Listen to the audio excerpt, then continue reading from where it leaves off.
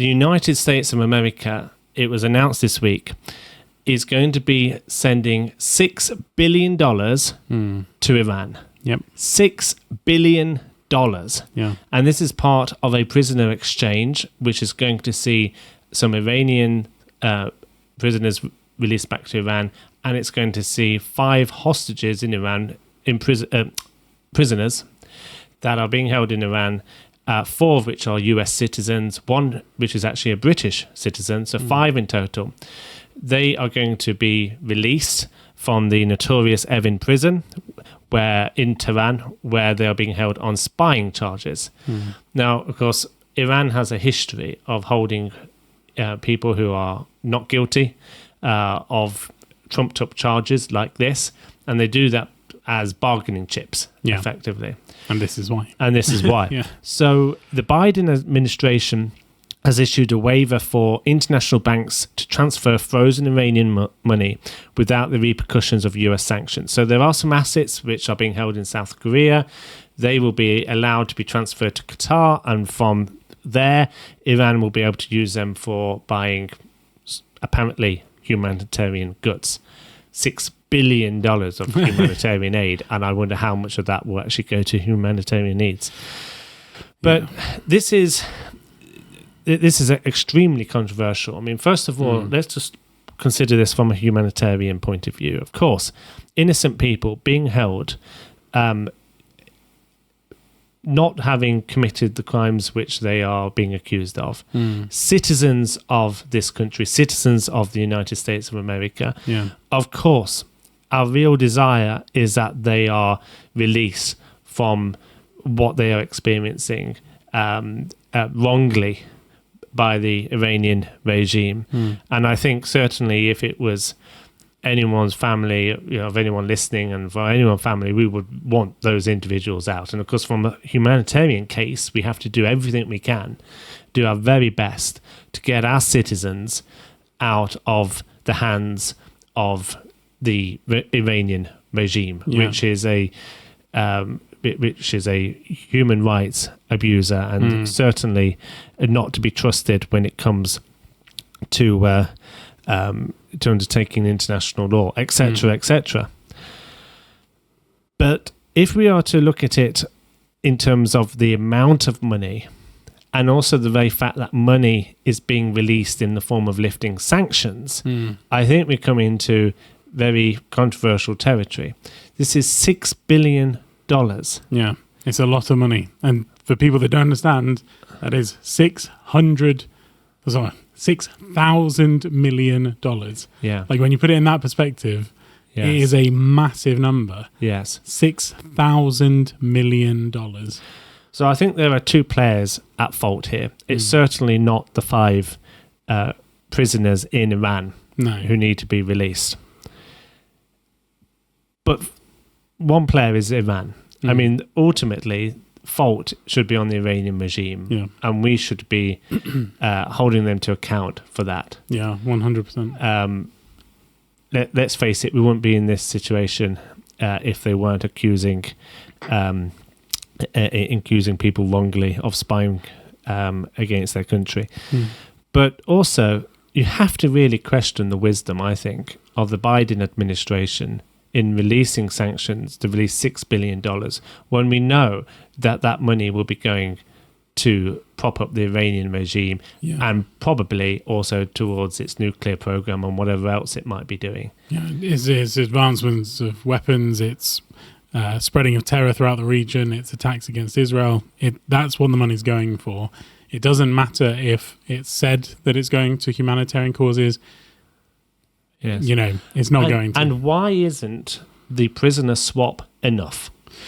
Yes. I mean, really? Yeah, I mean... There's 5... Just to clarify, sorry. There are 5 Iranians, unnamed Iranians, in US prison. Yeah. Probably real spies, and probably real terrorists. Yeah. And then there are 5... 4 US citizens, 1 British citizen, that are going to be exchanged. Yeah. 1 person for 1 person. Yeah. That, in my opinion, should be enough if any deal is to be struck. Why then do we have to give, or why does the US have to give an additional £4.8 billion equivalent.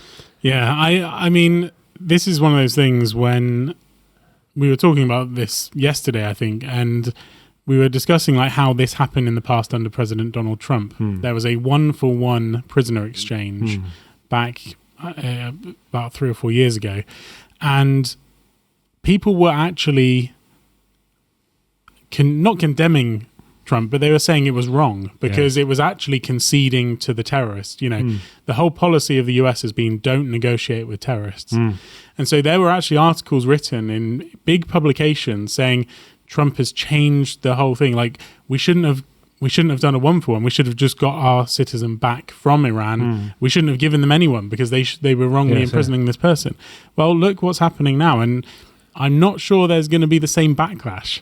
And yet, what's actually happened now? There's been that 1-to-1 in terms of 5 exchange for 5, and then $6 billion have been added on top of it. Yes, I mean, to say that it is bending over, like bowing down to Iran. I mean, they've got a massive win from this. I mean, it is, and also I can't help but relate back to what the UK Foreign Secretary James Cleverly said about the IRGC, and his excuse was, well, at the moment sanctions are working. Yeah. Right? Now think about that. What this deal does is a lifting of sanctions. Yeah. Okay, in order to facilitate this deal, which is pumping money into the Iranian regime, completely undermining the whole philosophy of sanctions. Yeah. And yet, you know, we are not banning the IRGC, but we are saying sanctions work and we need sanctions. But this completely undermines it. Yeah. And Iran's getting away with it. Yeah, exactly. And this just shows, like with the UK's handling of Iran, unfortunately, the Biden administration is dealing very weakly with the Iranian regime, just like Britain is. And, you know, I just don't think it looks good, especially when Iran is advancing its plans in so many different areas.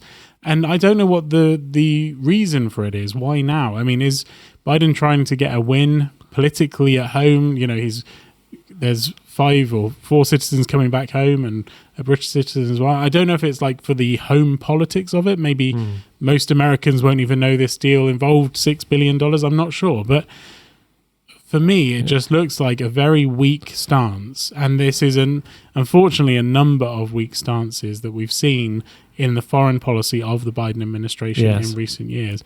And it just doesn't look good. And also, it actually means for Iran that for them, they will be thinking, well, hey, we've taken 5 prisoners. Yeah.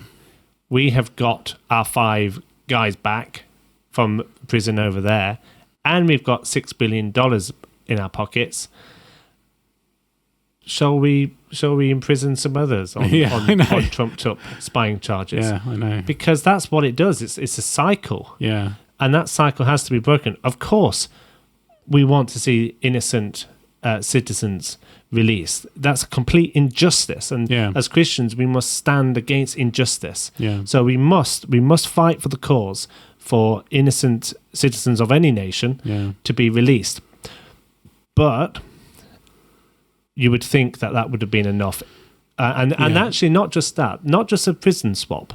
I think there's also a case for them. Well, there should be a case for them to be released without a prisoner swap. Actually, but even if it was one way, the West and the US should be building pressure upon Iran in ways which are not just monetary. Yeah, I agree completely. Yeah, like, don't you dare develop a nuclear weapon, because if you do this and this, you know, we have to be thinking about what is really going to push them in the corner. And this to me just seems like complete weakness and actually steps back. Yeah, it's terrible. And like you said, there were other ways of resolving this issue. Yeah. The right thing to do was to get them released without giving them $6 billion. Yes. Like you said, pressure. There's lots of different options that they could have put on the table. Yeah. But unfortunately, they chose diplomacy and bribery, basically. And as a result, it's a loss for the whole region, really. Yeah. Because once again, and also it's a loss for any dual citizen Iranians going back to Iran are now in the crosshairs of the IRGC, who could kidnap them at any moment, put them in jail on trumped up charges, and use them as tokens, bargaining chips against Western governments. It's just a terrible situation. It's very important that you what you've just mentioned, because some, maybe all, I'm not sure, but certainly some of those that are being wrongly imprisoned are dual nationals. Dual nationals, yeah. Yeah. So you're quite right. The fear that dual nationals could be feeling going back to Iran is something we definitely need, to be aware of. So we're praying for the Iranian people, and we are praying that there will be a future that is certainly more hopeful and improved. So